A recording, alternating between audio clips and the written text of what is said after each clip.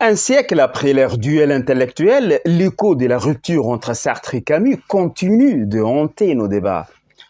Camus, scrutant l'absurde, nous enjoint à une plénitude lucide dans l'effort, malgré tout cet entêtement lumineux de Sisyphe gravissant son rocher. Sartre, lui, proclame que c'est dans la révolte contre tout que l'homme arrache à son dessein une liberté concurrente.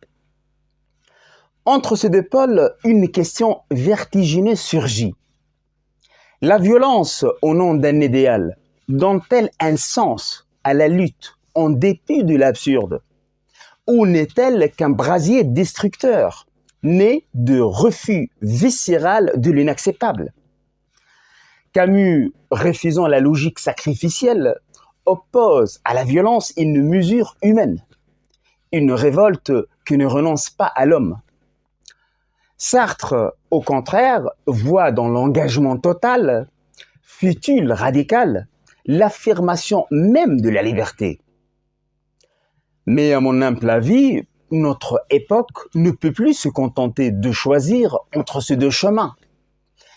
Il ne s'agit plus d'opposer l'acceptation à l'insurrection, mais d'inventer une alchimie nouvelle, une rébellion sans fureur, une persévérance qui ne soit pas soumission.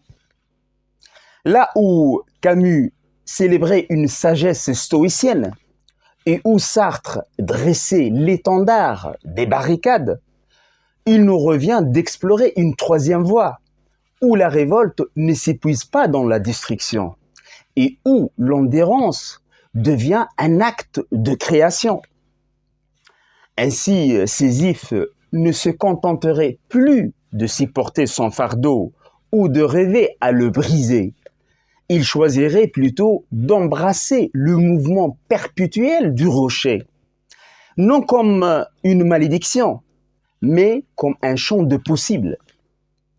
Car si Camus et Sartre ont offert à la pensée humaine deux flammes aux éclats contrastés, c'est peut-être dans la clarté de leur dialogue que nous trouverons la nôtre. Une liberté indocile, un espoir sans naïveté et l'art de gravir sans cesser d'inventer le sommet. Merci pour votre attention.